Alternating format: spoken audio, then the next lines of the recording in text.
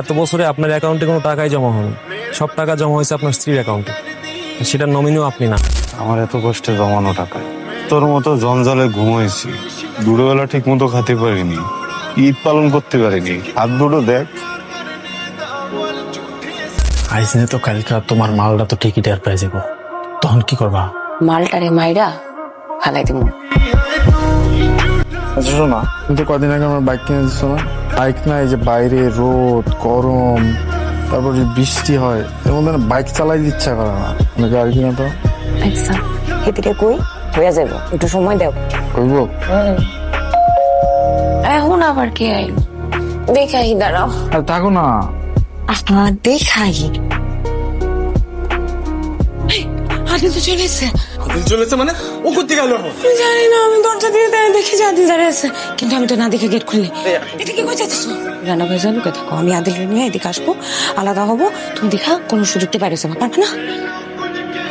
আরে তুমি কেমনে? আমি তো কিছুই জানি না। খুশিও নেই। অনেক খুশি, খুশিতে টপ টাকায় গেছে, কথাই বুঝতে পারতেছি। তুমি আমারে কইতা, আমিও তোমার সারপ্রাইজ দিতাম। একা একা দিলা কেন? আইবা আমারে কইবা না, তাহলে আমি তোমার জন্য তোমার প্রিয় হাঁসের মাংস বা অন্য কিছু বানাইতাম। কিছু করতে হবে না, তুমি বসো। কিছু করতে হবে না, কিছু একটা করি। লেবু শরবত খাবা? তুমি একটু বহো, আমি লেবু শরবত পেয়ে।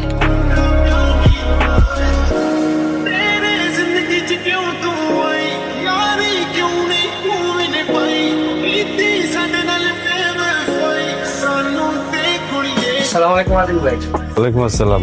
ভালো? জি ভাই ভালো। আপনি যে বিদেশ থেকে যে শ্যাম্পুটা দিয়েছেন না, আমার বহুত চুলি যেতে হিবি বাস না ভাই। ভালো কোম্পানির শ্যাম্পু তো, দামও ভালো। আচ্ছা, এই আমাকে বাড়িতে কেউ আসে নাই আত্মীয় স্বজন? না ভাই, কেউ আসে।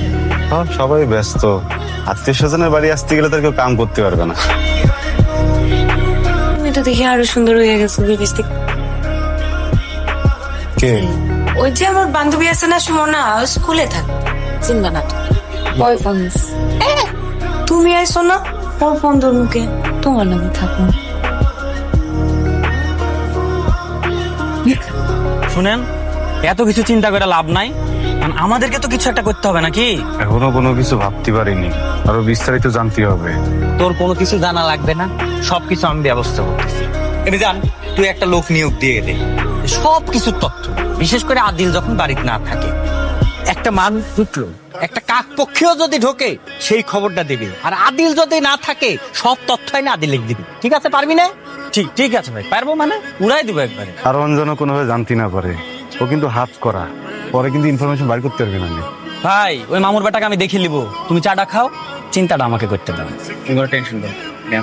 লাভলি বেবি, তোমার সব মেসেজ কিন্তু আমি ওই যে হিডেন ফোল্ডারে রাখতেছি। তুমি কিন্তু আবার আমার এত মেসেজ টেসেজ দিও না, আমি আগে দিলে তুমি তারপরে দিও, ঠিক আছে? আর আর ও কিন্তু সাথে সাথেই থাকে, তুমি নিজের যত্ন নিও। I love you. আমার জন্য আজকে মুরগির রস রান্না করছি, একটু দেখাই, পুরা গেল কি?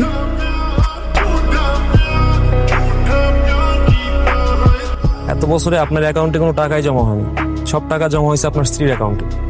সেটার নমিনিও আপনি না, অন্য কেউ। কি বলছেন ভাই? ভাবি কি সবকিছু বাপের বাড়ি পাঠিয়ে দিল নাকি? ভাই আপনি একটু থামেন, বুঝতে পারেন না? বাপের বাড়িতে পাঠাইছে কিনা এটা এখন শিওর না, অন্য কেউ হইতে পারে, নাও হইতে পারে। তাহলে আমি আপনাকে শিওর করে দিছি, খালি নামটা বলেন।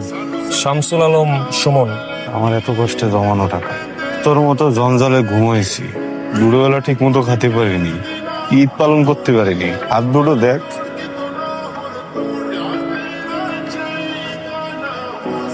এটা যে সুমন দিয়ে গেছে কেউ দেখেনি তো? না পা, খবরদার আদিল যেন ওটা না পায়। না পা, আমার চোখ কান খোলা আছে আপা। চোখখান সবসময় খোলা রাখতে হবে। আপনি নিশ্চিন্তে ঘুমাইতে পারেন আপা।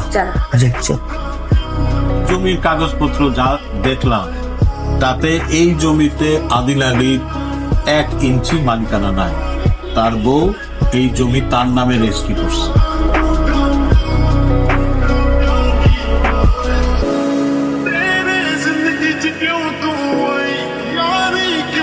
আইস তো কালকে তোমার মালটা তো ঠিকই টের পেয়ে যাবো, তখন কি করবা?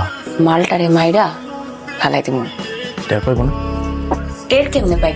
কমো বিদেশের মাল বিদেশ গেছে গা।